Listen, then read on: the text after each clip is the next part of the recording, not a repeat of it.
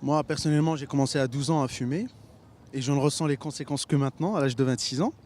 Prenons l'exemple de la cigarette. Pour moi, le développement de l'addiction à la cigarette serait un phénomène social, du fait de vouloir prouver prouver ou montrer qu'on est grand ou peut-être évoluer ou un phénomène social pour moi. Ouais. À partir du moment où on commence à goûter, où on devient volontairement ou involontairement, hein, après on est dans l'interprétation, à partir du moment où on commence à goûter, une drogue reste une drogue, quoi.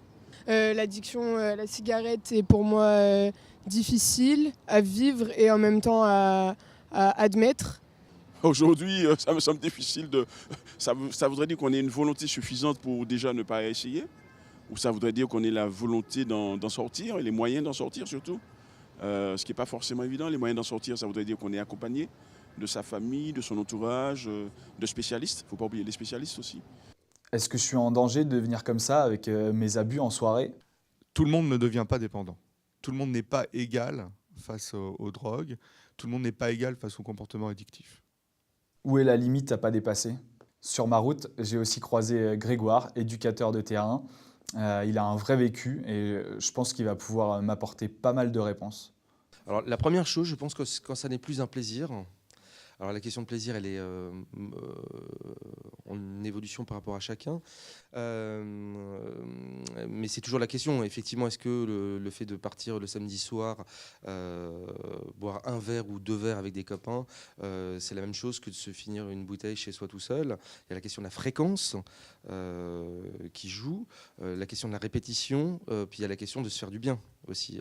Est-ce qu'on est dans quelque chose qui, au bout d'un moment, ne provoque plus aucune forme de bien-être et qui devient quelque chose presque qui est relatif à un enfer, où on est le monde et son activité tournent autour du produit et qui aura de toute façon des conséquences, donc des problèmes de sommeil, des problèmes de réveil, donc des problèmes d'adaptabilité au travail, à la vie de tous les jours, aux amis, aux choses qu'on dit, aux conduites à risque, conduire un scoot ou une voiture sous état d'ébriété ou sous stupéfiant, se mettre hors norme au niveau de la loi, quoi. Au bout d'un moment, on peut très très rapidement se retrouver de l'autre côté du curseur.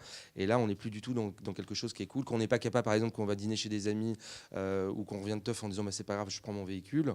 Là, on est quand même dans une conduite à risque. On est déjà hors la loi, mais en plus, on est dans une conduite à risque pour soi, pour les autres. Et donc là, on est quand même dans quelque chose qui ne correspond plus à une notion de plaisir ou de bon sens, entre guillemets.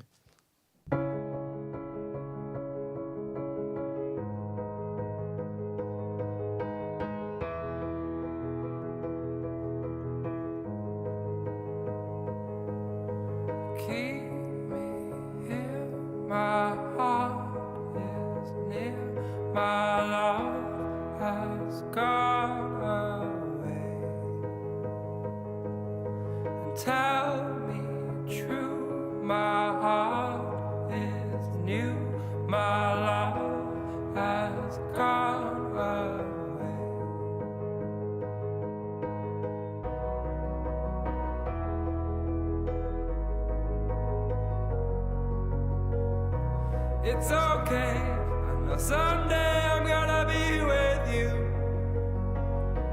It's okay, I know someday I'm gonna be with you.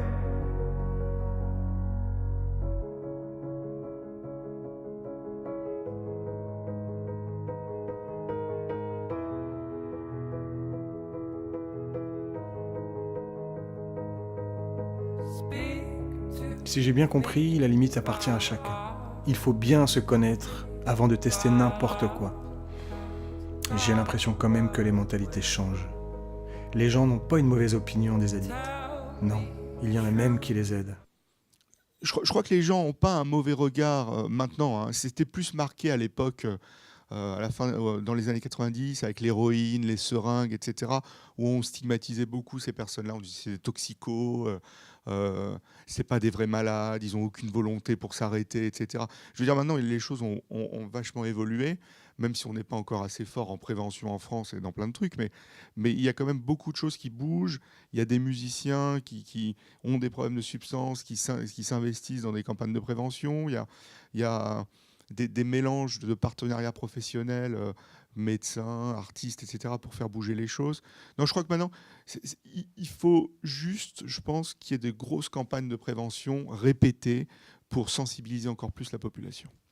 Moi, j'adore soigner les gens qui ont des problèmes d'addiction. Donc, c'est rock'n'roll pour moi.